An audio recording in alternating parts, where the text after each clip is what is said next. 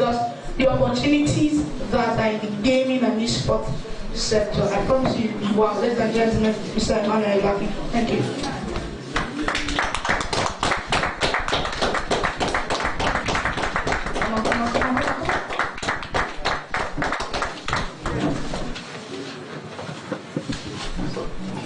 Remember, if you have questions, please do not interrupt the speaker. Write your questions down, we'll take them after the session. Thank you.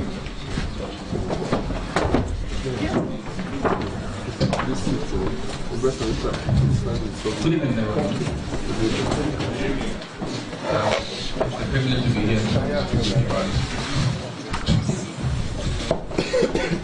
Just a few years ago, esports was believed to be something for little children. You know, when your children are becoming too disruptive, you tell them not to play their games. But somehow in Africa, we tend to come in last. You know, so this same thing that we've been stigmatizing, others have developed it into a multi-billion-dollar industry, and unfortunately, we're playing catch up. But it's okay, better late than never. We've got into the game also, and we're trying to also open up the industry of esports in Nigeria. Esports is simply electronic sports. It's the same way you have email, electronic mail. It's the same way you have esports, electronic sports.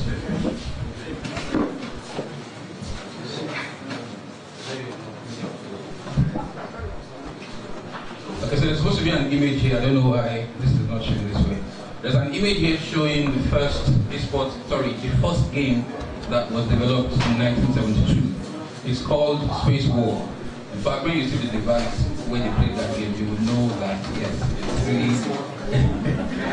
it's really an ancient device. But then that same movement is what is culminating in what we have today. You know, the different games that we have. I'm sure everybody here somehow has played one game or the other, even if it's Candy Crush. You know, because there are different platforms that we're playing it. Yes. You go and read the story of Candy Crush and learn how much the developers of that game made. You know, there's what is called microtransactions in gaming.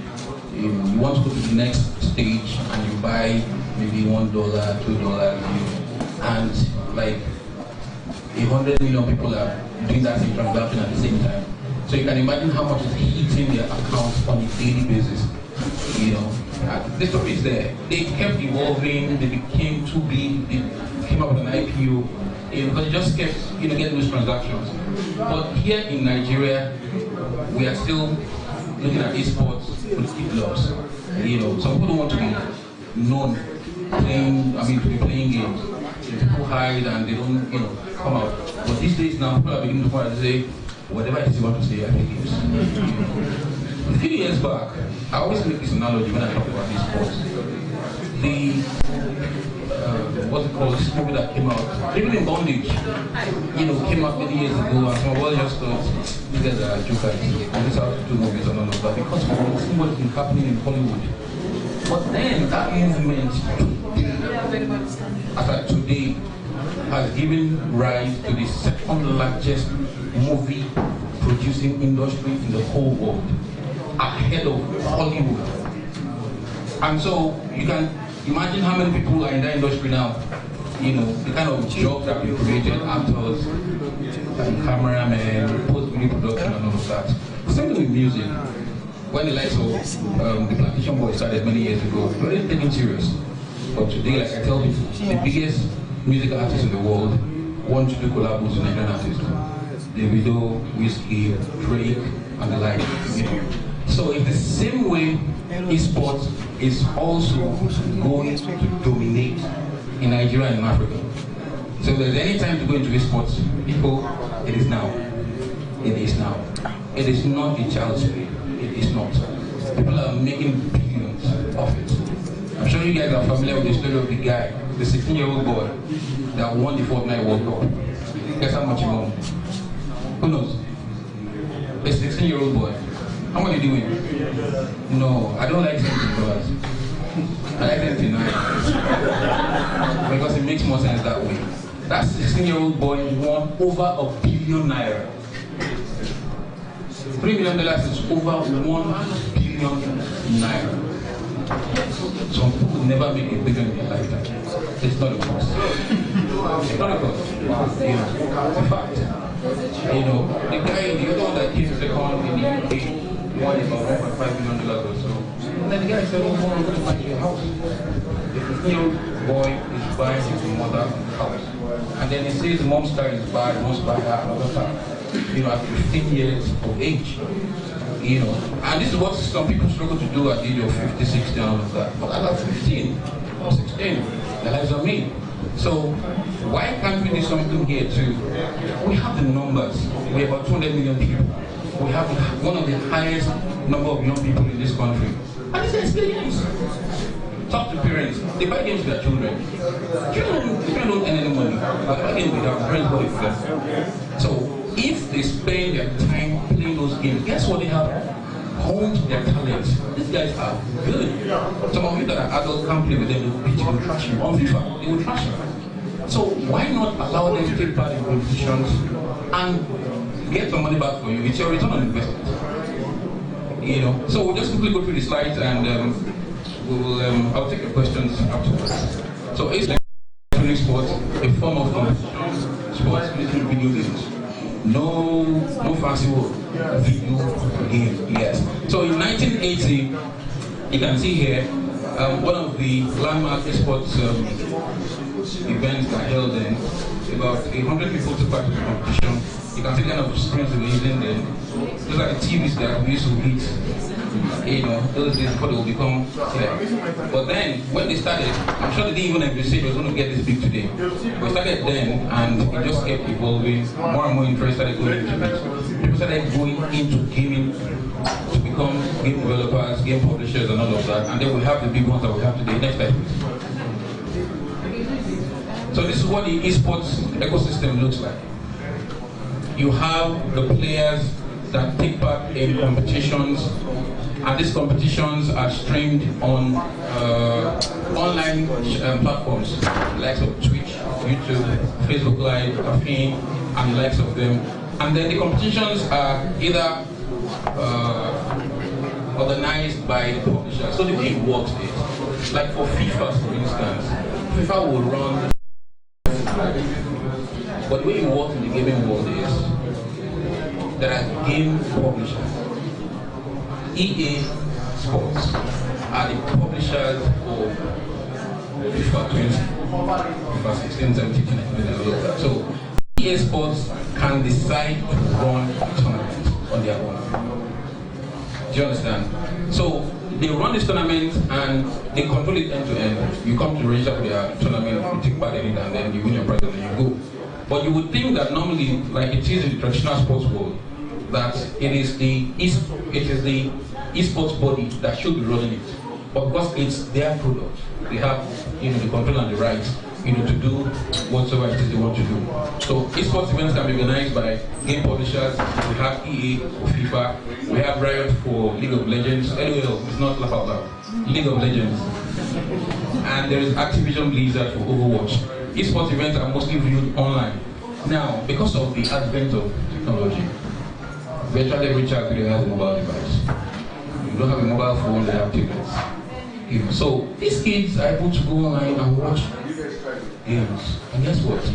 They are tuning away from traditional TV. They are now on mobile devices.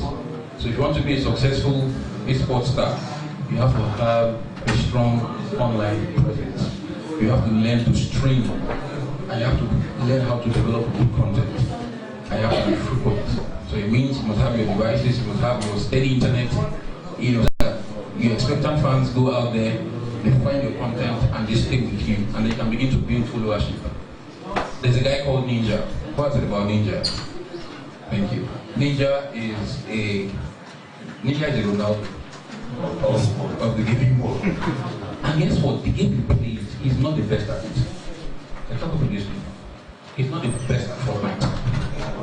But because he has developed himself into a brand, into a star, he has a lot of followers. He was on Twitch, and just a few weeks back, Microsoft has a competition for Twitch. called Mixer. It's also a streaming platform.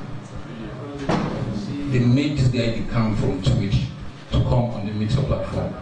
I'm hearing figures of over $100 million. If I'm lying, you have your phones here, you have the internet, Google it, tell me I was lying. To leave Mixer and come back to, to leave Twitch and come back to Mixer is not the best at Fortnite. We have developed themselves to a brand, they have a large followership. So it was that followership that Mixer needed, and they shelled out, the cash, made him switch from Twitch to Mixer. And so you have to be on, you have to go online to stream your games, and you would have the followership. I wish we could have this thing bigger than what it is.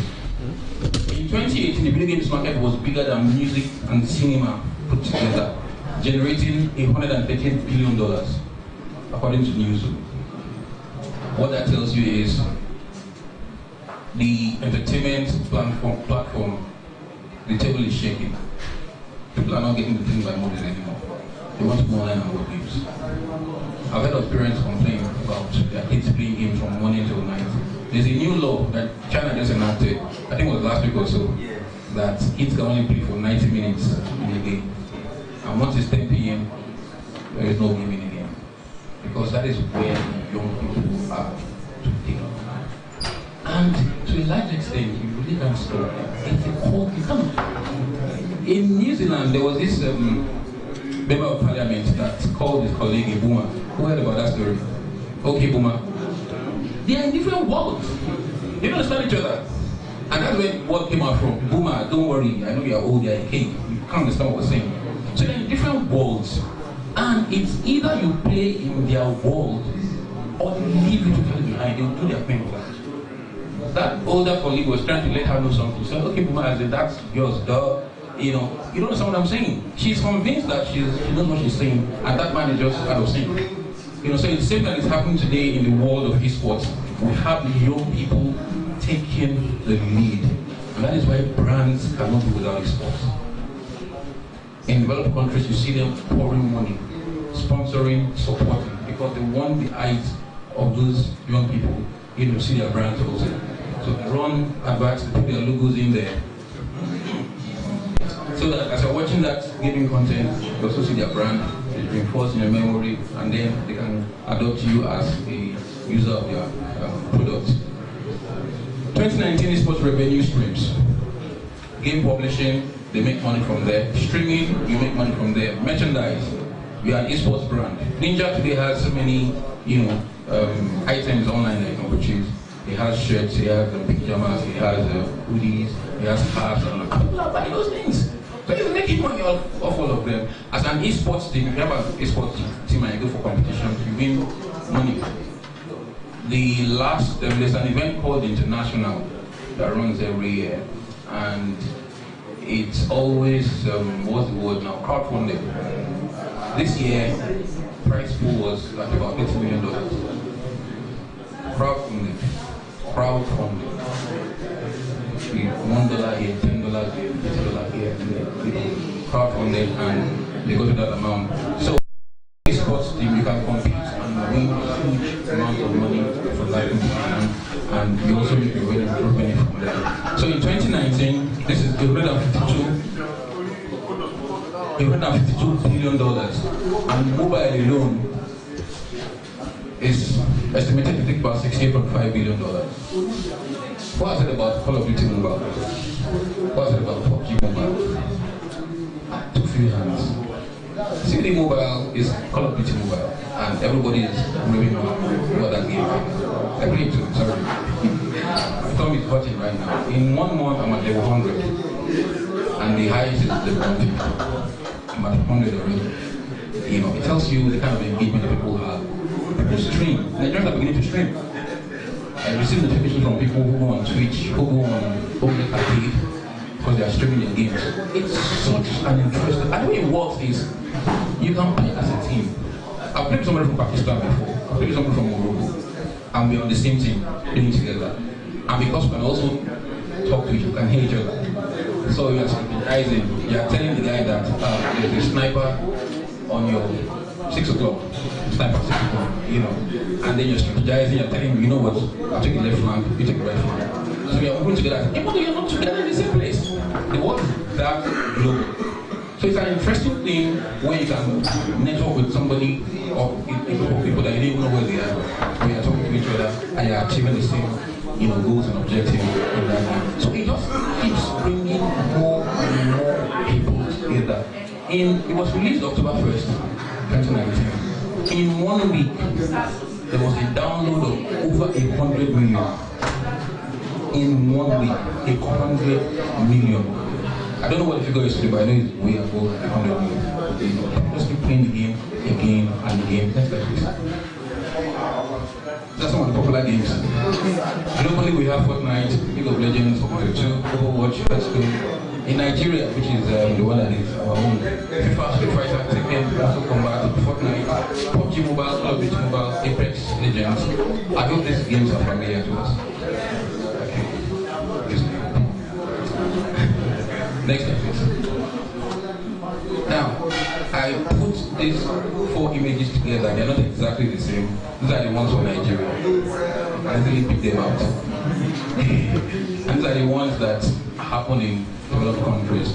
This is not a basketball. It is an esports event. This is an esports event. I also know the Buisness Stadium in China. What's the capacity? 40,000, right? League of Legends in 2017. So the stadium was filled up with people from all over the world who came to watch that game live. And so large spaces are selling out for esports around the world. The Overwatch League final was, I think it was a year or late last year. Madison Square Garden, 2,000 people looted themselves like this. Ticket sales alone, so not a revenue. You come in there, you're bringing food, you're bringing drinks, people are buying, festival, you have merchandise, people are buying cars, giving accessories. It's a whole crazy business. But this is what we have at the moment in Nigeria. Maximum maybe about 25 people here. You know, and then they bring TVs and those strings of people together and say, we're doing this first. And I hate to say this, but what we are doing so far, even though we've advanced from where we started from, to be honest, or where we sincerely are right now, we're not doing sports yet. What we're doing is gaming. There is a clear difference between gaming and sports. You can bring screens together, consoles together, bring people together, and have a 100,000 naira prize pool. It is not esports. It is gaming. For esports, you need to be professional. You have a contract. You are officially signed to a team, and you belong to a club. And then you come to compete on behalf of the club as a professional athlete in that competition. But yeah. I can announce an event today and I just say, okay, I'll put 100,000. I'll reserve 5,000 there. I can come 100,000. I'll go there.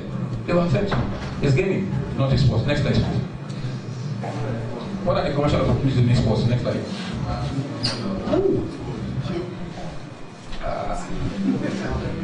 Okay, so I in esports today, there are different career opportunities. The first one here is a shoutcaster or a host. If you watch these games online, they have a deck where you have presenters or what they call shoutcasters.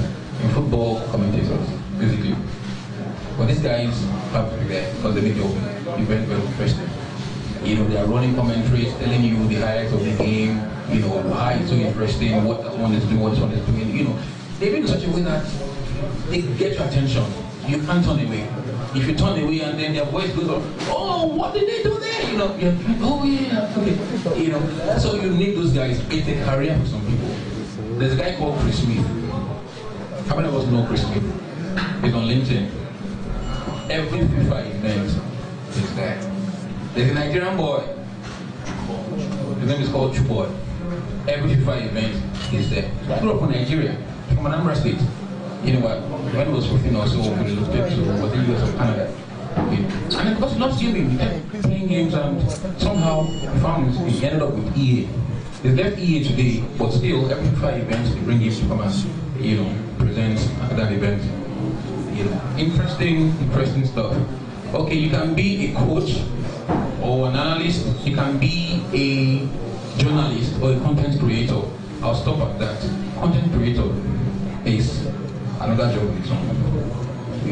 In Nigeria today, there are some people that feed off content creation. They do what we can term to be silly, but they're making money. How many of us know Maraji? How many of us know Tauma? How many of us know Tauma? Tao? They do what is silly. I follow them home, so I'm not saying silly in a bad way.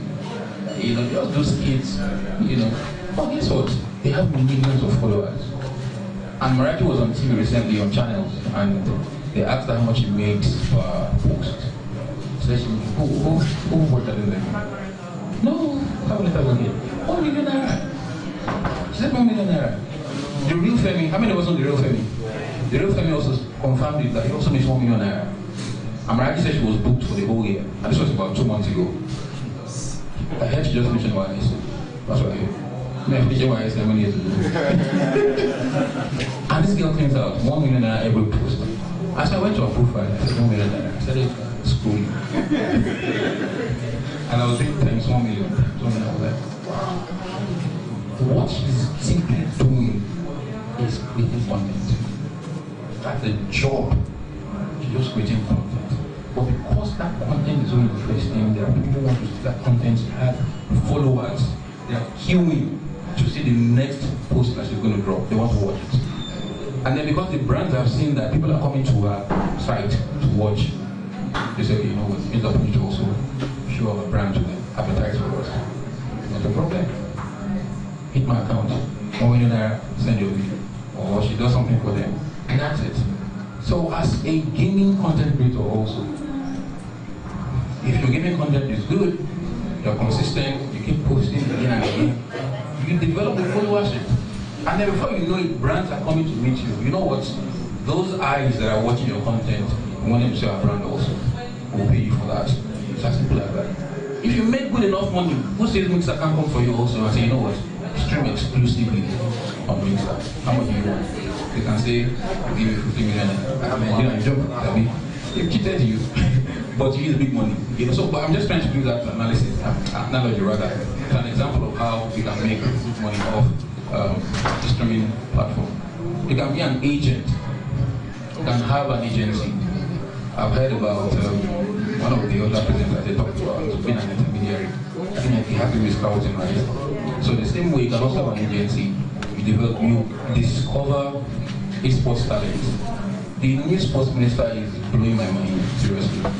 He posted the video of a little girl who has boxing skills, and then somebody posted it and said, she's not the only one, there's another girl that I know. Guess what? He went out of his way to look for this other girl also. So there are 2 young girls, about 8 and 12 or so, if I'm right. So he's discovering talents. So who says that you cannot, that boy that you're looking at, you're saying he's jobless, he's useless. You go and look at that boy again.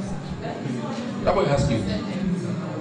And if you know that he has good enough skills, look at an agency, sign him up. Begin to export players. There are people all over the world looking for players. There are universities in the US now that give scholarship for gamers. If you're good, the same way many years ago they used to take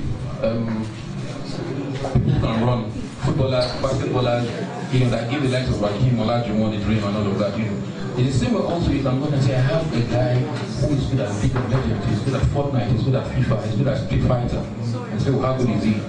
Next thing you do, you point them to his YouTube channel, his Twitch channel, his Mixer channel. And they see them like, oh, he's good, we want him. They can't take him like that. Juventus paid Real Madrid $100 million. Yeah, so they want to take your player, you have liberty to set the price. Oh, I've groomed this guy, I've trained him, I've done all of that. You want to get him on the $100 million.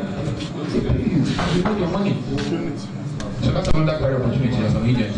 You make money off talents, which is a management agency.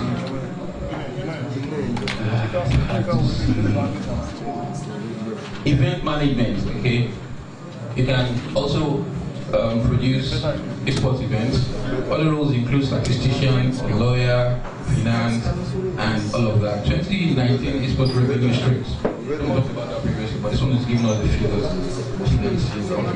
This is game publishers and the chart, merchandise and tickets. Yes, for your events, people are coming to your event.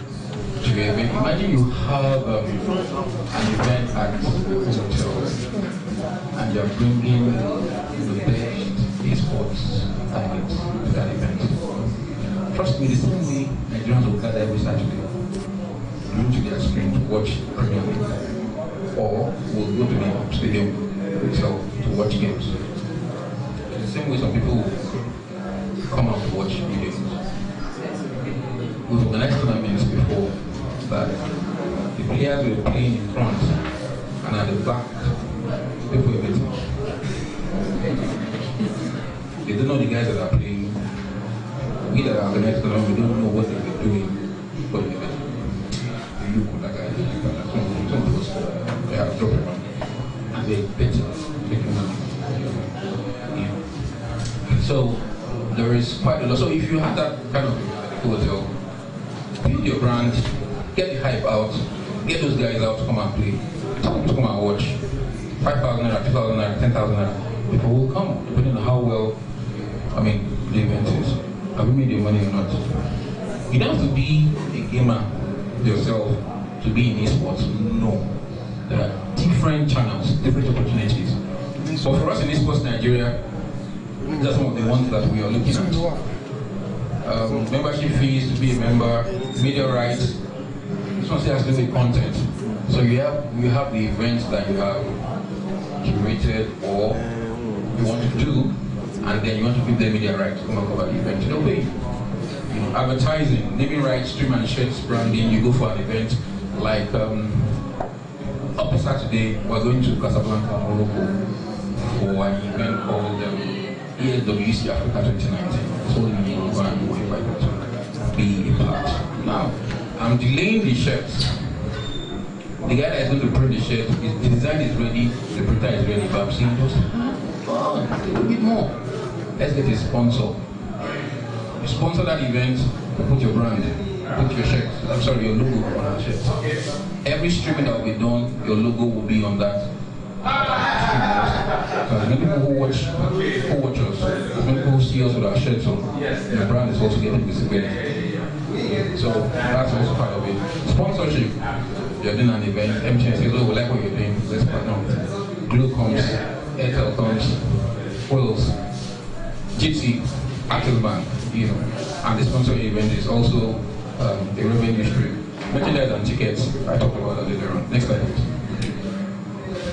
Okay, so talking about esports in Nigeria, it was founded in 2017. This figure is not accurate anymore because between the time that I put these slides together and now, we've had a lot of additional members join esports in Nigeria. So we had about 50 at the moment. Yes, that's how fast the growth is. Members are spread across the federation: Asaba, Oka, Benin, Uyo, Calabar, Kaduna, Abuja, Lafia. That's the guy that joined last night. Lafia, Nasarawa State. At least it's created it. But he came and we were happy to have them join us. We currently have global partnerships with many more coming. We have partnerships with there's a body called Wesco. We'll get there anyway. We play international friendlies. Yeah. We play friendlies too. So the same way Nigeria and Benin Republic played that to Manchester. I know. We also play friendlies. Yeah, international friendlies. We play Kenya, South Africa, Zimbabwe. Ghana is the guys that I'm targeting. And guess what I want to do? I need to build the things. It's an idea. Once I say it, somebody will rush it. But I'm learning my exit. I'll see what we need to do with them. We also have a continental body. So we have CAF for football. We have the Africa Sports Body called the Sports Federation of Africa. And we're founding members of that body. Globally also, we have Okay, so ESFP is one of them. Then WESCO is the body in Brazil, World Esports Consortium. And just last month, Justin said he was appointed as the president of the Africa Advisory Board for WESCO. So for me, it's giving Nigeria prominence. It means that we now have a voice on a global stage. And because of that, next year, WESCO is coming to 5 African countries, and of course Nigeria by default one of them. And they're coming to do, to institute football and esports academies. So with an academy here, we have talents to discover and all of that. Halfway, former Brazil captain, one of the ambassadors, and I hear he will be coming, as part of that delegation to Nigeria. And then there's also the IEOC, the International Esports Omnipo Committee. They wanted to use Olympics, but they know they can't. So they look for a name that is closest, which is the IEOC. So they created the IEOC. And next year there's an event that will bring about 4,000 athletes to South Korea, with 50 from each country. Nigeria will present 10 gamers in 5 games, meaning 50 altogether. That will go for that event in South Korea. Next slide. Okay, so what we're able to do is to unite the gaming community in Nigeria, and we have next slide. So this is, these are the logos of some of the members of Esports Nigeria. Parties in Ife, Dots, this Lagos, Benin, Ife, Oka, Asaba, Ilorin, Lagos, and similarly, Alliance Games in Abuja. So I know all of them one by one, and which state they are in. Now this is not just, like I said before, not just esports organizations. Like Cravex is a gaming store, they sell gaming accessories. Actua is a media house, they do esports content. So there are different ways that you can come into the community and also play over. Next slide, please. Next slide. Next slide. Okay, so this is the event for the IEOC. Next slide. Just the next. This is the event in Morocco. No. There's a video that's supposed to play there. Oh, sorry. Your version doesn't have that. Price pool is $15,000 for the event in Morocco. Next slide. So like I said, the different, so the one with Kenya, sorry, Zimbabwe. So the one with South Africa, and that's Zimbabwe there. Next slide. Our PUBG community, by the way, is the best in Africa. Number 1 and the biggest. Everybody is looking to it. Current challenges and possible resolution. We need partnerships. Hash products. Our product can come in any way. Locations in terms of game lounges, consoles, PCs, mobile devices, gaming apparels. There's a culture behind these sports, and you have to bring it part. You don't go to play sports wearing jeans, or there are esports jerseys. So there are businesses that are dedicated to doing that. So we have someone we're talking to at the moment anyway. And for gaming chairs, there's a special type of chairs they use to play games. You don't just bring plastic seats or chairs from your house. There are what is called gaming chairs that you use to play that. You need headsets so that you can communicate with your team. You need keyboard and mice in case of PC gaming, and you also need cameras so that your community can see you. I wish I could play this video, but I'm not sure we can do that. So this is the story of a man after the Fortnite World Cup. He went to his son's room, and this one was playing a game. He was asking the guy, "What game are you playing?" The guy mentioned Fortnite. He said, "No, go to Fortnite now. Go to Fortnite." Then he turned to the other guy. That was reading his book. He said, "What are you doing?" That guy reading. He hit the book. He said, "Go, see them is hiding. Play Fortnite. Do you have like this? Let me see the." He said, "You guys have been playing games with my uncle as well. You haven't won $1." That their colleague is winning millions of dollars, and they are just here playing the game, and spending, So he was berating them that Fortnite, don't play.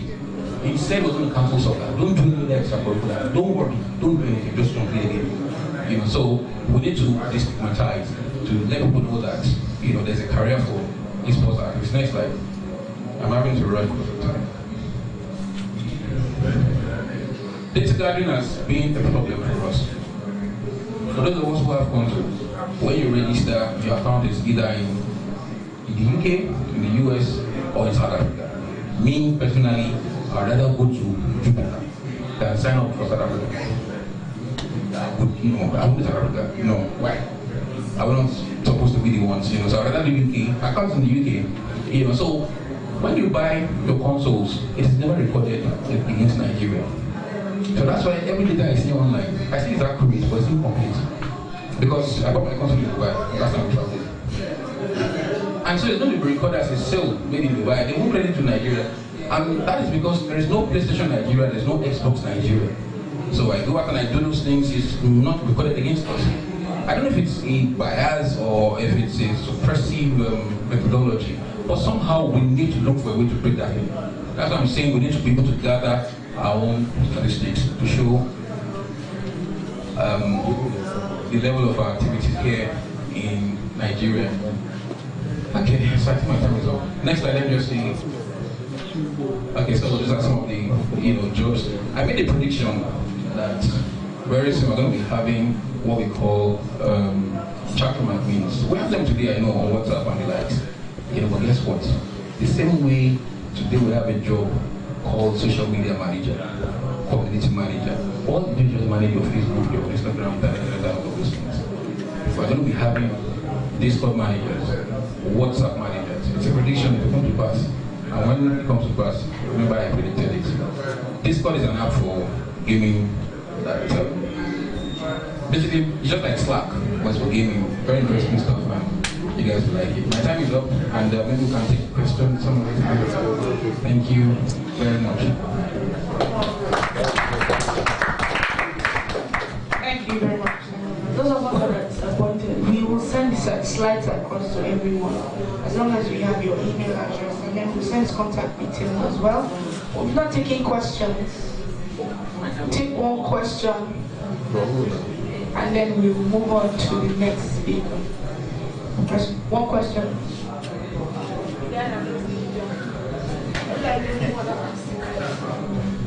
Good evening, everyone. My name is Tui.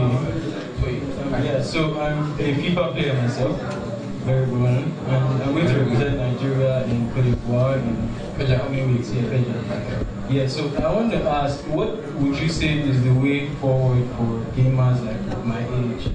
What are we meant to do right now? Because you said something about getting centers for like upcoming gamers and all that. But like, what is the way forward for gamers my age already? Okay, in Nigeria we are at a disadvantage because everybody just assumes that gaming doesn't happen in this platform. Because you're a gamer, I don't even know that you're a gamer. You understand? So what I'm going to advise you to do is announce yourself to the market.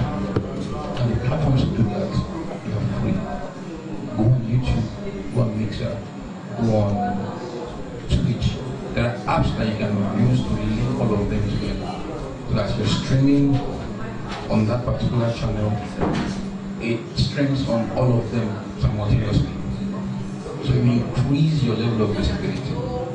The app is called Restream. Restream, R-E-Stream. Just get that app, link all your channels together. And you have to be consistent. Because you have to make people want to watch you and waiting to see the next post that you're going to make. So just keep doing that. Amass membership. Let people sign up to you. Let people subscribe. When you say you're the champion, everybody says so. I'm champion. Next thing I go to do is take the profile. You're a champion. Who are people hearing you? There's nobody. But you can use your number to show that yes, you're indeed a champion. And before you know it, somebody's going to call you. I've received messages, and I'm not lying. There's a guy called Peter Casino from Germany. I received calls from Hungary, people saying, you know what, we want to sign people up. And then I put them, say, come and look at this one. They tell you, he has 15 members, 15 people following him on Twitter, on Instagram, on YouTube. It's not encouraging. So just get that stream out there, build that followers, and then before you know it, people will be chasing you. You'll be the one chasing them. Mr. Emmanuel. How many of us have learned that it's not only press console, you can actually make money from this thing, and then there's a growing community that we can actually tap into. As president of Esports Association of Nigeria, please help me around the clock. Okay, so before I introduce our next speaker, she's going to take us on digital broadcasting in the sports sector. How many of us watched that Nigeria Benin Republic game yesterday? Super Eagles 2, Nigeria 1. Who saw that? It came from behind you. See, I was so angry, and then the clear video I saw was from someone's Instagram. It was so. If NTA had just said, we cannot show this thing, your friends that are in Uyo, let them stream on Instagram for you guys, pay $50 or maybe 1,000 naira. We will share with the organizer. We would have agreed that to put us through that torture of yesterday. Please, I'd like to welcome, she's not somebody that you don't know. She is a digital broadcaster, and she has caught and has carved a niche for herself. Her name is Tega Obajaife. Please let's give her a round of applause. Come on, she's coming.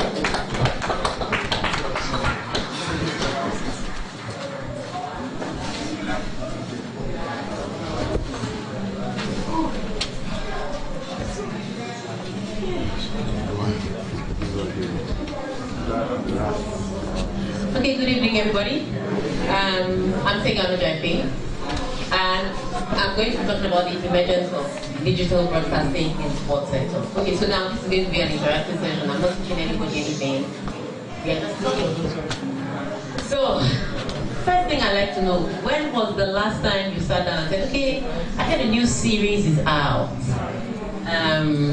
Let me wait for DSTV to show it. When was the last time you thought of that? Where do you get your series from? What? Netflix. See my people.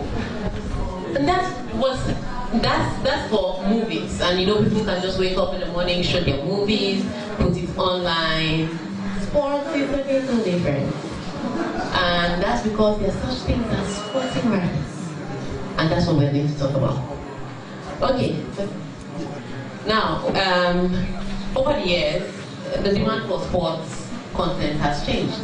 And I will start with, first of all, when people were watching terrestrial TV, and then they will show you a few Commonwealth Games, the Olympics, World Cup, but people were not really conversant with Premier League and Italian Serie A and the rest. In the 90s, early 90s. Then some people now bought those large dishes, put all their money inside to buy the dish, and decide watching it. And it became more expensive and more expensive and more expensive, and then thank God for technology growth. We now started getting other people that tried to bring those contents to us. Then mobile phones came, and then digital media became a thing. So over 15 to 20 years, traditional TV was predominantly the best to get sports from. And it made there be a rise in the market. So people now start struggling for exclusive rights. And so if I get exclusive rights for, let me start with 100,000. Before you knew it, the next year it was 2 million. And then it became so exorbitant that people like High TV came into the market and thought they could compete, and only succeeded in pushing the prices up, and then they couldn't compete. So that was it. So school sports still dominated. But with the advent of social media, and we saw what the movies were doing, so a film producer would not wait to go to a traditional TV person to say, okay, now you can have my movies. So there was Netflix that was buying people's movies. There was YouTube that was buying people, at least putting out the preview of your movies. There were different things that were coming out. And so sports decided to do that. But sports is a little different from everybody else. Like I said, sporting rights is a big deal. And so this is where companies now had to make a decision. Now they had two choices. Should we continue our traditional cable TV, or we should go direct? And if we go direct, we pay too much money to a brand to get these rights. If we go direct, that means you have to also think of the people you are selling to. A lot of people cannot afford sports content if they sell it in their raw state. It's too expensive. Don't anybody that comes to sell you any dreams and I can give you a package that will watch NBA, NFL, tennis, what else they show? UFC. If you watch all those things, ESPN, Super Bowl, this one, for 5,000 naira, it's a liar from the pit of hell. It's not possible because each content is expensive. And so with that advent, some people like if you continue doing that, they sell to different countries, so they give different countries packages. But with ESPN, they now decided that, we can also own our own digital platform. We notice that especially young people, they don't sit down and watch TV. So let's take a countdown. How many people saw the Barcelona and the Banty match last week? The full thing from beginning to end. How many people? From beginning to end. When the flags on now, you didn't watch it on Solo TV. Carry on well. Okay. How many people saw the free kicks that Messi scored? Where did you post it? And so the ESPNs noticed that the Twitters and the YouTubes can now give young people, especially young people that don't want to sit down for 1 hour, 30 minutes to be watching all this nonsense. What happened in the match? Messi scored to break it. Okay, go to Twitter. The video is there. And so ESPN now has digital platforms that you can watch. And it goes from everything, from the highlights to shows of your favorite sports pundits, to shows about your favorite athletes. ESPN dominated that market. But ESPN is a rights buyer, so it makes it easier for them to do that. Have you ever tried to upload a video where you put a picture of something or a video of something, and then Instagram says copyright and put it in 5 minutes? Yeah, so ESPN doesn't have that problem. The average person would have that problem. So you see most people talking about sports. I remember I was trying to look for I didn't watch the Tottenham, which game? Everton game, where they broke somebody's leg. And I was trying to look for the video the next day. And every video was taken down because of the copyright issue. So people that were talking about it were only posting pictures of it. But ESPN doesn't have that problem. And so that's why with ESPN, in as much as they're chasing the direct to customer approach, which is your normal social media platform, but they can never let go of their cable TV, because that's the big money. Because at the end of the day, when you think about it, in as much as you think that things are coming to your phone, especially sports content, you don't have enough money to do this. Even YouTube that has money, they can't even buy in some markets. So YouTube is now showing EPL to countries like Laos, Vietnam, Myanmar. They come, to come to Nigeria would be a totally different thing. They have to pay that money. In order to get that money, they have to recoup it from people. And how much is it to pay for that? So with Netflix, you can pay I think it's $1 a month or $12 a year. I know there's a package that's $12 a year and you can still watch series, and you can't do that in sports. It's too cheap. It's too cheap. Next slide. And so this is the opportunity now in live sports. So people like Facebook have started going into buying live content from sports. People like Twitter have started going into buying live content from sports. And the mind is live content so you can watch. Because they understand with sports is totally different from with a movie. And so they buy this live. So Facebook enter the world here. See how much is written there to buy the English Premier League. And this is where they are showing it to Cambodia, Thailand, Vietnam, those places. 265 million. Then you want them to just come and give you coffee. Why would they recoup that money? So, Amazon paid the NFL $50 million to stream Thursday Night Football Prime at no extra cost. YouTube has done the same thing to stream Major League Soccer games, but they are going to have to recoup money from this. And some of them even, they buy these rights and they still put it on ESPN and NBC and Fox. Because those people still have the custody. So at the end of the day, they are rights. But they are sharing the money with traditional media. Sports is just different. Next slide. And so, despite the disruption, that's what we call social media people, many organizations still remain confident in traditional distributing strategies. That's just what I said right now. And so, some NFL, some places like NFL, like especially in the US, where data is a bit available. You know, you walk into a restaurant, I do that a lot. I just go there, buy one burger, fries, a drink, $9. And I watch everything I want to watch at the restaurant. That's it. Can't try to like go to KFC, use your data by yourself. But especially in places like the US, the UK, you know, they produce this kind of content, but they people are a little more have a better internet access, have a little more data access. So they do all these things, they produce this content, it really sells there. But how many of you will wake up in the morning? I know no, I'm not talking regular games now, not regular games. I'm talking big games, like big events like World Cup. Wake up in early hours of the morning, put on your data and watch a match. How many of you and watch a match on your data? Usually. How many people do it? How many people would rather go to the viewing center and pay $7? What are we saying? Because at the end of the day, your 100 naira with fuel, 70 naira without. If you there's never 70 naira, there's no never 100 naira. So, how many people? So it's not feasible in some countries. It's very good in developed nations, but it's not feasible in some countries. Next slide. So companies are now, let me show you exactly how companies are now trying to take advantage of it. They're not totally leaving traditional media. They recognize the effect of traditional media, but they also recognize that younger people are no longer watching traditional media. So these companies are trying to use digital media.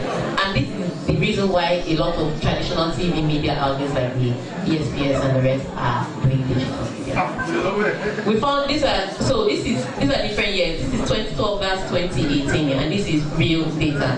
They found out that in 2012, they had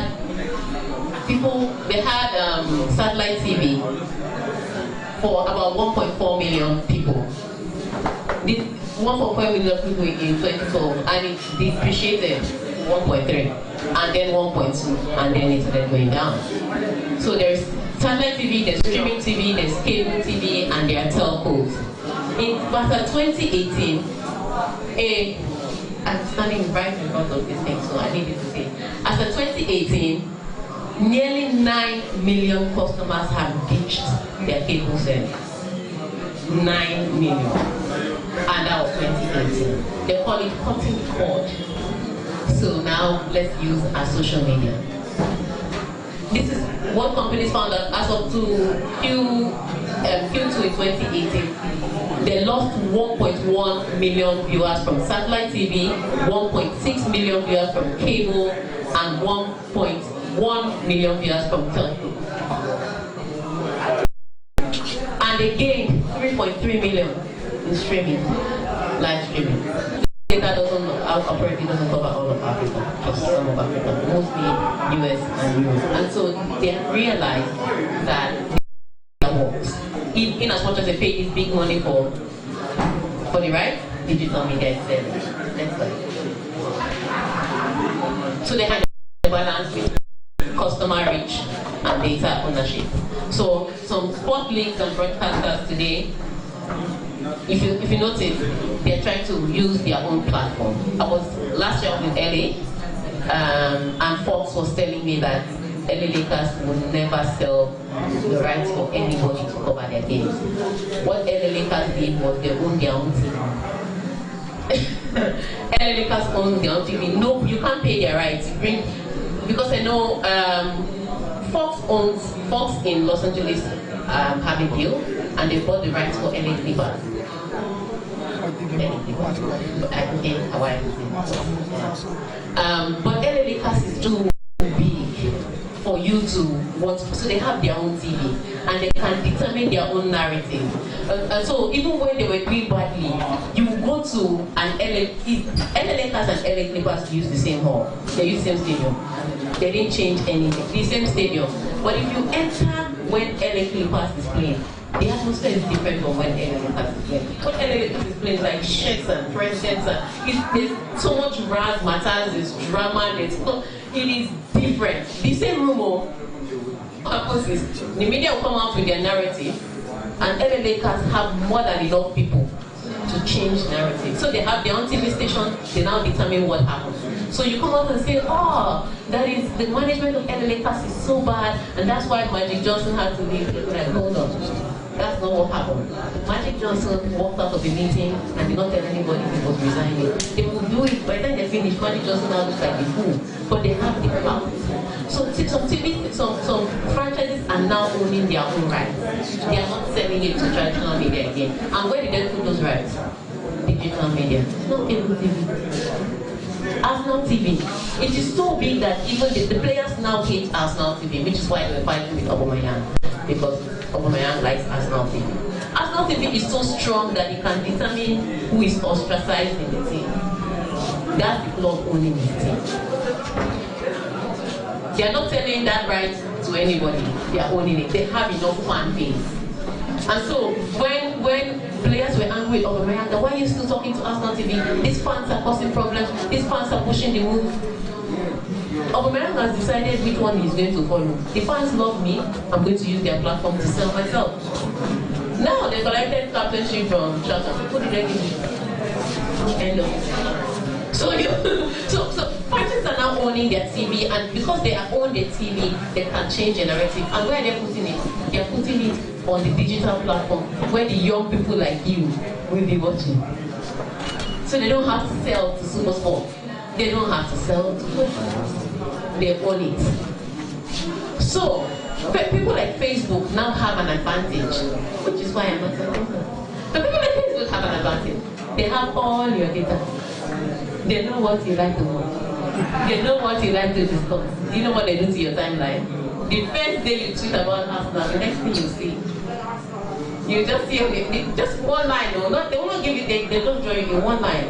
Aubameyang fights with teammates. You will not go and click, and you watch. They've collected all your data. And so now Facebook has all this data. Facebook is now buying rights. So do you think they want to sell? You know. To watch on their digital media. That's how they trade. So traditional media TV have now opened up that child. This matter is a big deal. And that's why SuperSport wants you to go the mobile. So that they can also put it there. Because they've noticed that people will not, sometimes people will be in traffic, sometimes people are about their business, but they have to catch up on their sport. So what they tell you, that do you know that you can register with SuperSport on your SuperSport mobile? Watch your sports on the go. They have to balance it. They have mobile so that Facebook will not push them out. If not, so they found the right balance now. So when they notice that franchises have, when they notice that, next slide please, when they notice that what franchises are doing, then they start doing it too. So at the end of the day, the truth of the matter is, regardless of how great digital media is, and I know some of you enjoy your meat, but you have to understand with editing, that an editor will only give you what he thought was great in the match. So one editor will say it's only the goals that's great in the match. Another one will say there's a tackle that was big that changed the match. And so your digital media is great to give you highlights, but it doesn't give you the full story. You still need the traditional media. And that's why the ESPNs will never go out of market. The SuperSport, as long as they're doing that digital thing where you're clicking on your mobile. How many people have SuperSport on the go? If you have SuperSport in your house and then you have SuperSport on the go, you have But that's what it is. That's the time now. So at the end of the day, the future is not television, it's not all digital. It is television and digital. You have to have both. Thank you.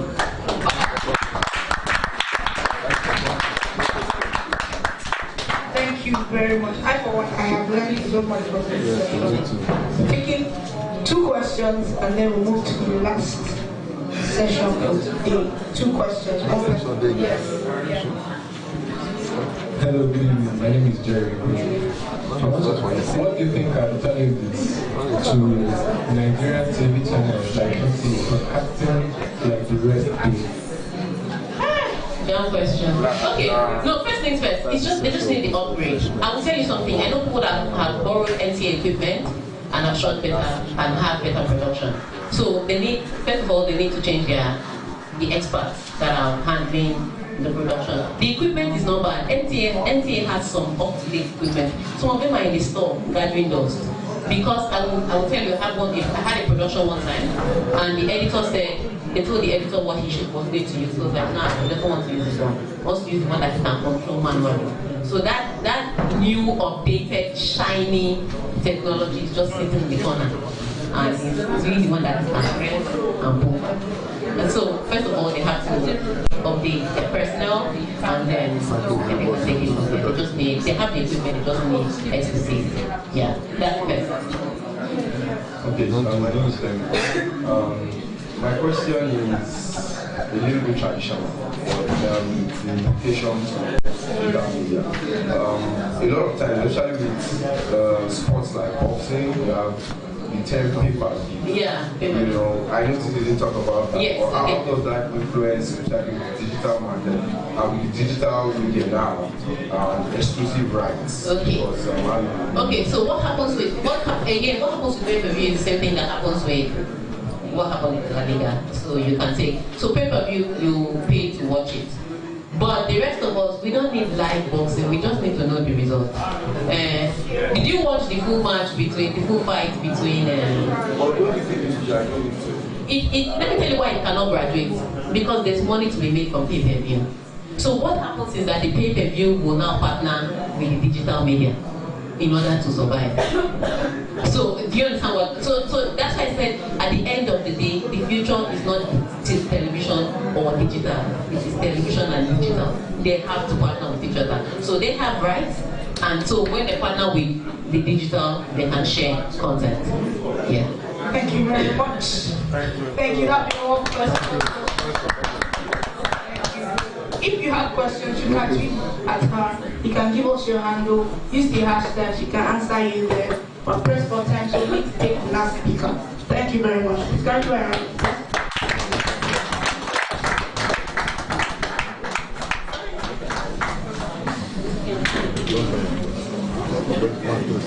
Alright, so we'll be bringing up our 6th and final speaker for the night. How many of us have been having a good time? How many of us? No.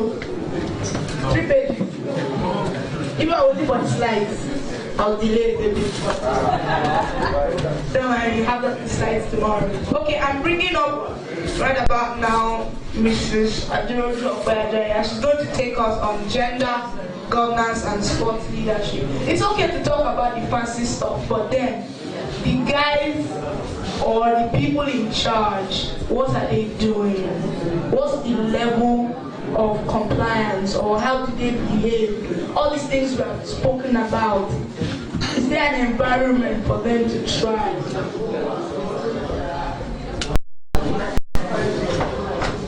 Good evening, everyone. Good to see you. Sorry, I'm the last person. I hope I don't bore you, Sha. I'm so sorry. So, my name is Aderoju Obayajaya, and I'm talking about gender governance and sports leadership. So just give me a bit of background as to, okay, why I'm talking about. We can see that there's a gender imbalance. And I think we just need to address why women or females are just not sports focused. And maybe it's not that we're not sports focused, it's just that the environment is not accommodating enough to allow us women, come into sports and give our best in sports. So let's start next time. So I first wanted to define what gender equality is. Now I went to the dictionary because I'm like, okay, let's just get a proper definition of what gender equality is. And Oxford Dictionary is saying it's the state at which access to rights and opportunity is unaffected by gender. That means whatever opportunity you have as a man, I should have as a woman as well, right? And then going further to Wikipedia, gender equality also means sexual equality and equality of the sexes. So instead of equal ease of access to resources, opportunities, regardless of gender, including economic participation, decision making, and the state of valuing different behaviors, aspirations, and needs equally, regardless of gender.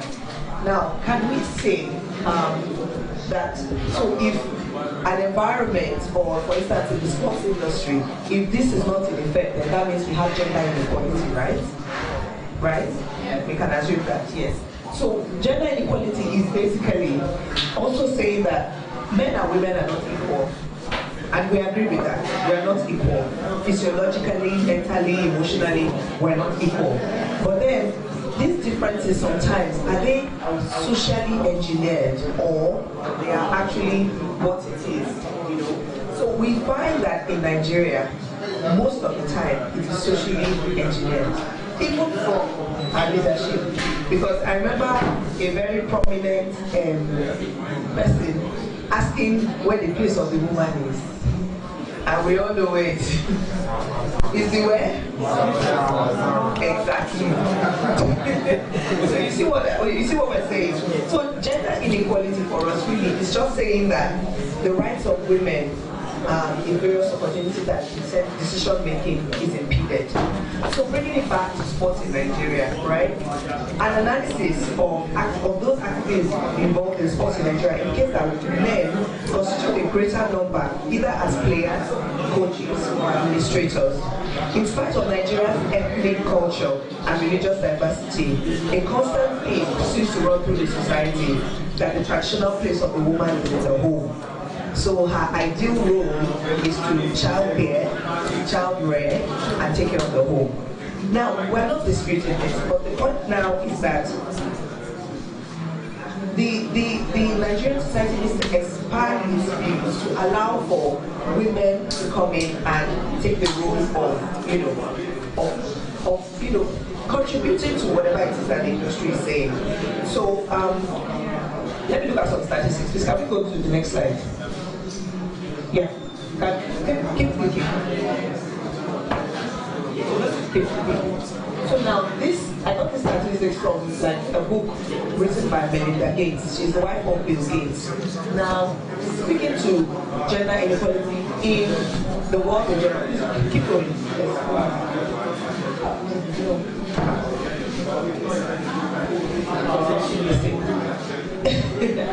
Okay, so now we have, there was a graph here that I wanted to show. It really showed a lot of like data. But first of all, let's just quickly run through this. 113 countries across the world do not have laws to ensure that there is equal pay for both male and female employees. Now we can see this already in the issue that happened with the United States female football club, female football team. I'm sure everybody knew about that, right? That they were asking for equal pay. So imagine, US as tech and as advanced as they are, they have that issue. 39 countries have laws that mean a daughter cannot inherit the same portion of assets as a man, as a son. Another 29 countries restrict the number of hours a woman can work. 17 countries limit when and how a woman can travel outside the home. So these are like facts and things that affect the woman's participation in sports. Next slide. There's another, people have messed up my study, but it's okay. Now, this was actually to show specifically how the disparity in sports. So one of the data shows that only 7% of the amount of money allocated for media or media coverage is allocated for women in sports. So only 7% of media coverage of sporting activities account for women in sports. Can you believe that? Out of the whole 100, only 7. There are actually 2 million more men taking part in sports at least once a week. And yeah, another 0.4% of commercial investment in sports goes into women's sports. how do we ensure that, there's inclusion? Now, let's take a step back, right? And acknowledge that significant progress has actually been made for female inclusion in sports, in various governing bodies and everything. Referencing the call of, the United States football team, and also the IOC, the International Olympic Committee, have really done a lot in ensuring that there's female inclusion in sports. But however, statistics have also shown that the IOC itself and FIFA, in their over a century or however long they've been in existence, has never been led by a woman. Now, out of 7% out of international sports federations in 2016 have only 5 out of 70 sports federations have women on their board. Another 12 out of 64 governing bodies have women as chief executive positions. Now, in Lagos, let's bring it back. In Lagos, when we were inaugurated, we found that less than 1% of the Lagos State Association, Lagos State Sports Boards, only less than 1% had female representation on them. I am the only female on my board of 7 gentlemen. So it's very, very well, you can come. But it's something that we need to address, and it starts from here. And how do we address this, right? Constantly dialoguing, right? We need to constantly keep talking about it. Everyone, I believe, here has an impact. I'm sure you know at least one female that is into sports that you can as well bring into your fold. It's not just a boys' club. You understand? So if you're coming for this kind of event, bring someone along. We need more representation in terms of athletes, sports administrators, coaches, referees, and things like that, right? There are many competent women who know the workings of the various sports disciplines and they need to be given a chance to prove their mental. Now we need to also create and sponsor more female-led sports activities. People ask me and they're like, oh, why are you just focused on women and children alone? I said there are 3 times as many male instructors than female instructors. And it's just something we just need to address. And right now, I'm also in the process of building like a team of female instructors. Currently, we're also training people to become female instructors. So it's something that we need to do. We need to, have sponsorships and private-public partnerships get towards developmental and grassroots sports. As I said, we need to develop more sports administrators, female sports administrators, sports psychologists, sports doctors, and sports administrators, right?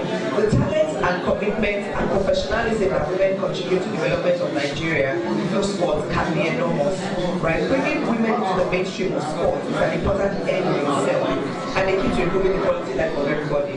Now, the last charge for me is women, to us women here, build your own table. If you're not invited to sit at the table, build your own table. So right now, and I want to commend one of my sisters here. She's been doing an amazing job. Even Teka and Amaka, they've been doing great to promote female inclusion in sports. This is the chance of women in sports and sports business. Step out, be seen, be heard. Don't be shy. Do you understand? Step out. As you come for events like this, bring people along. Take your place. And show people that you know your stuff. When people see that you're intelligent and you know what you're talking about, the patriarchal system has no choice to come out to your competency. Okay? So in conclusion, I'm not sure if that was going to show as well. I had 4 great. Thank you, Jesus. So I have just recognize some of the amazing female athletes we've had. You can go ahead, Jesus. We've had amazing female athletes. We've had, many people who have contributed to sports development. We have Mary Tom Green, Fatima Yusuf, Mary Oyali Omakwebe, Choma Joa, Jose Kapo, Fadila Tufukoya, Ocheo, and our amazing Falcons, our amazing bobsledding team that achieved the feat that no Nigerian has ever done. And also have this lady here. I don't know if you know her. She's Chinyelo Iyali. She's a Nigerian professional swimmer. She won gold medalist in the 50 meters breaststroke and 100 meters butterfly during the 2016 Confederation African Swimming Association Championships in Senegal. Did you know that? Exactly. And we have many, many female people like her, sports administrators doing amazing things, right? So in the aspect of gender equality in Nigeria, right? Even let me also actually actualize the participation that we have in women. Let me quickly close with this quote by the United Nations Under Secretary General and Executive Director. She said, there isn't a country. Sorry.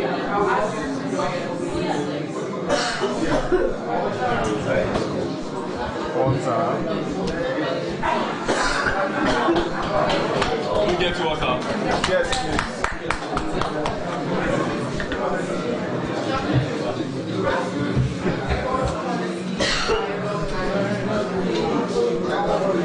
Please send it. We're back. So let me quickly close with this one. So there isn't a country in the world that has attained gender equality, but with leadership and determination, we can outperform society, and that is what sports does. Thank you.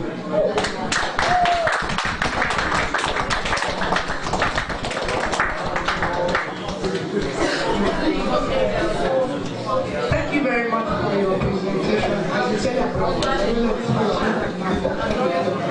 but we'll take 3 questions. I don't want to. 3 questions, and I see just 2 hands. Should I give it back? Oh, 3. Oh, let's start.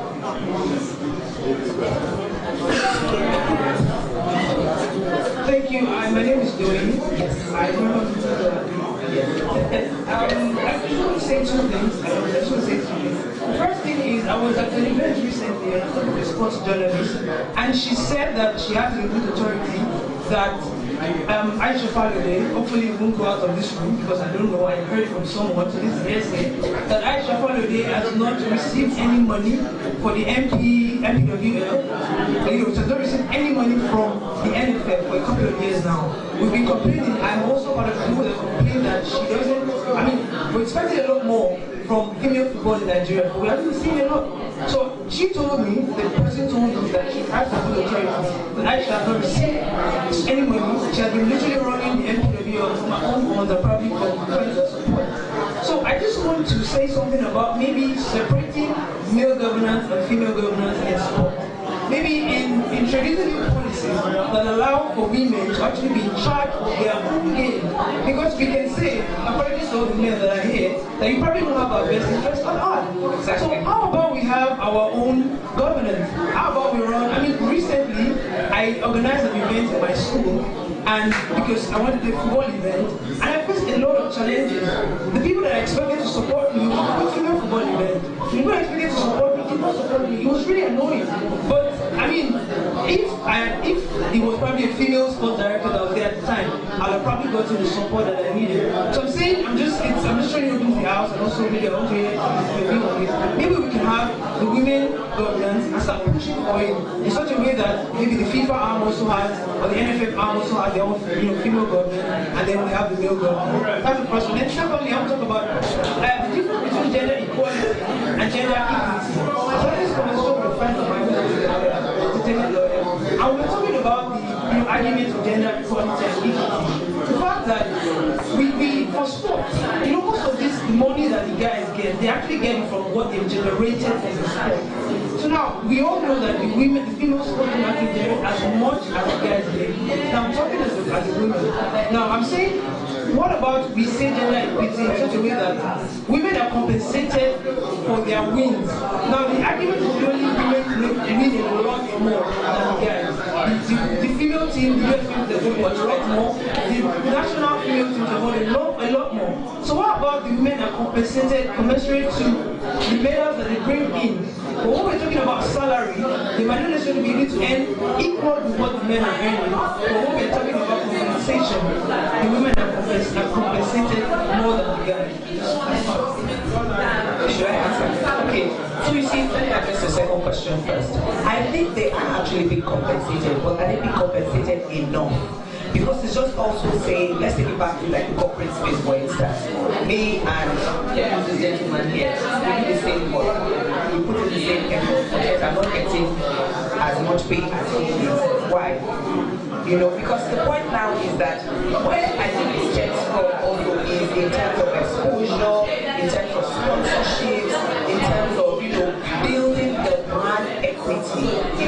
there.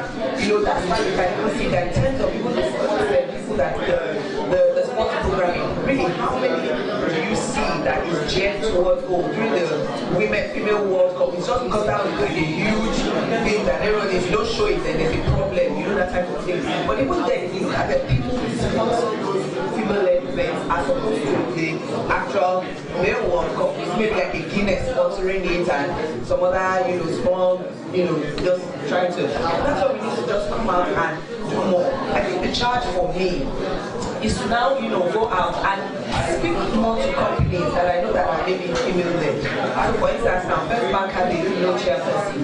What are we not from First Bank and say, come and sponsor us based on the gender thing and all that, So I think it's also more leveraging on our network. Women know each other. So it's about now boldness, stepping out and ensuring that you're going for it. Stop being shy. Men are not shy. They go after what they want. Alright, my name is Femi. I'm putting a question and I'll tell you one question. How much necessarily are you doing in terms of mentorship, mentoring young girls and ensuring that they get to sport? What I'm saying so is this. If you look at, like she pointed out, the amount of revenue generated from sports, it's a pile of how much followership you get, and a lot of men know how to do themselves. I'm going to the park to watch a game, I'm calling my friend to come along with me, and you find out that that's how it grows. When you look at women's sports, for example, it's hardly ever so. For me, she mentioned the women's football, and it struck a chord in my head. There's a Olonso Alakija, there's an Abba Olajuwon. Those people have money in their pockets. They can do financial. But I'm saying to you, that what are these women doing to actually empower women in various other ways, not just in sports? How do they, even these administrators, also go to them, put them in support? I think that's really lacking. That's why I'm asking that question. How much of mentorship are women actually doing to ensure young girls is a part of it? And even products that have to do with women and girls can also be this kind of products that then activated in events.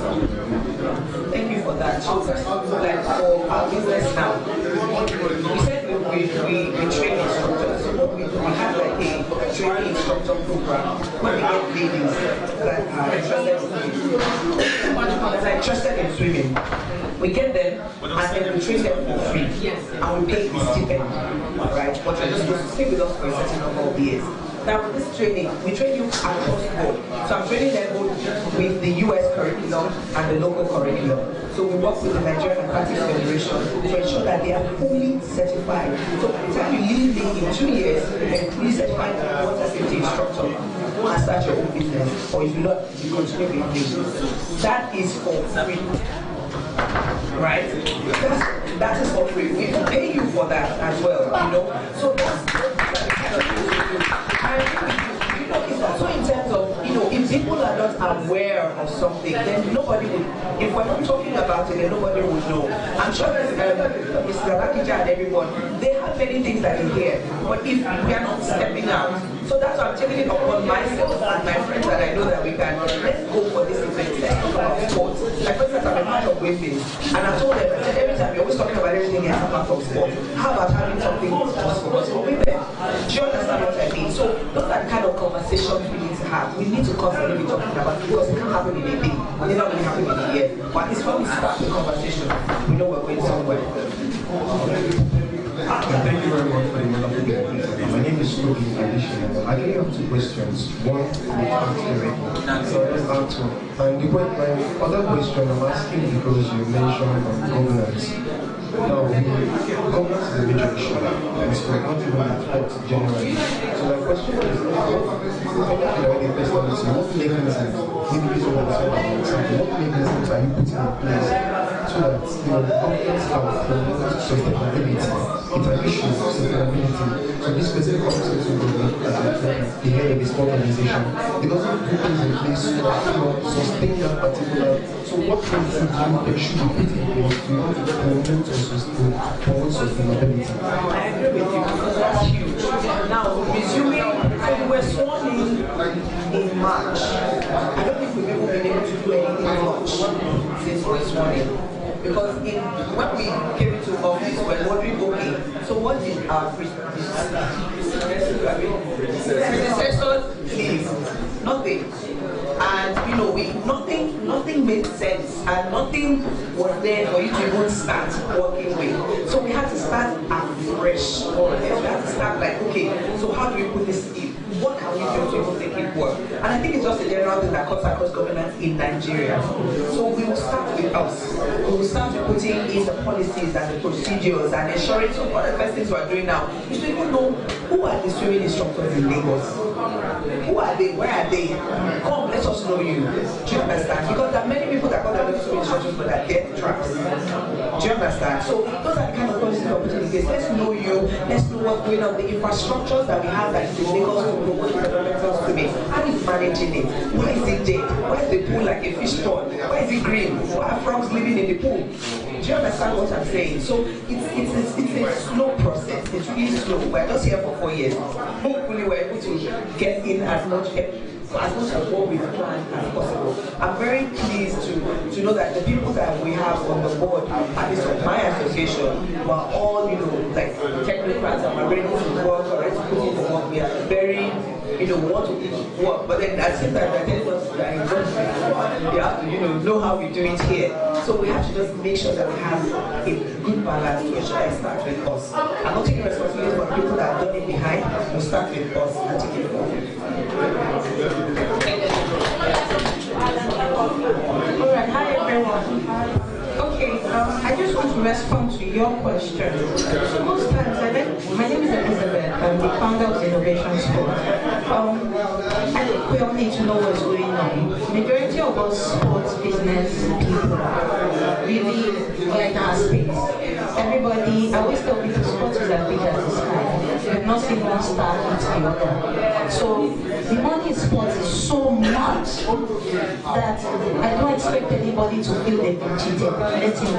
You understand? That money is not the only money in this world. So, like she said, concerning women and all, I can tell you guys, I'm currently a member of the Nigerian Economic Summit Group. The Nigerian Economic Summit Group created a sports industry thematic group. And one of our objectives was to reform the sports industry. And we decided to create a sports liberalization strategy. So we've approached the Minister of Sports, who has collaborated with it's called the SITG, Sports Industry Thematic Group. So there's now what they call the Sports Industry Working Group. So next week, Tuesday, Wednesday, there's going to be an interministerial technical session. That interministerial technical session is hosted by the Ministry of Sports, but it was actually an initiative of the Sports Industry Thematic Group, but we put the minister in front. You understand? So he's now sent for the Minister of Women Affairs, the Minister of Budget and Planning, the interrelated ministers, education, a couple of the others to come into the room. So we're going to talk. This is what I need from you. We're not asking them for money. All we're asking them for is to create policies to suit our industry. Things as little as the education ministry, create a policy. By the time they say all children must have a particular sport they specialize in, you know, automatically manufacture. You know, we have 40 million children in primary and secondary schools. And if you say all children must have a sport, it means that they need one shirt, one short, one socks. Can Nigeria make it? No. I'm saying, can our manufacturing industry make that now? Can we meet that demand now? So that opens a manufacturing industry for us, because we cannot request from China 40 million shirts, shorts, socks. So that's what I'm saying. So business opportunities will open with what is currently going on. So what I'm trying to say concerning what you are saying is there's a work group strictly for women empowerment. So based on this our relationship, I'm going to submit your name to the group so that you will be, I don't know if you have time, but you guys can plead with her to come to Abuja. We are all heading to Abuja on Monday. The technical session begins Tuesday and Wednesday. And I will give if we are all in touch, you won't get the feedback of what comes out of it. But it's open. So there's currently movements being done. And thank God we have a minister that's willing to listen. So let me share that. Thank you very much. Please let us give a round of applause to all our speakers, contributors, everyone that has been here today. And then clap for yourselves. You guys have done well. Extremely well. So I was supposed to read something and I'm going to read it. We've come to the end of the session. After now, we'll file out. Then we'll go for our so what's done. Then please pick up your certificates as you leave. Make sure that your details are correct and you have your gift box. You can put that. So I'd just like to appreciate everybody that has come here. Thank you for taking our time. And I read something, but then just want to make it. So, but then we have come to understand that sports is changing and it's high time we changed with it. So I believe that we have set this ball in motion. Like she said, things are happening. It's a ball that's rolling. When it gets to you, don't let it stop in front of you. Thank you. My name is Stephanie Tiaka. It's been a pleasure having you here. So please go ahead and get the Live Refreshment Network. I'll send an email. How many of you got an email from me? How many? Okay, so I'll send an email across with further steps. And then, we have a book that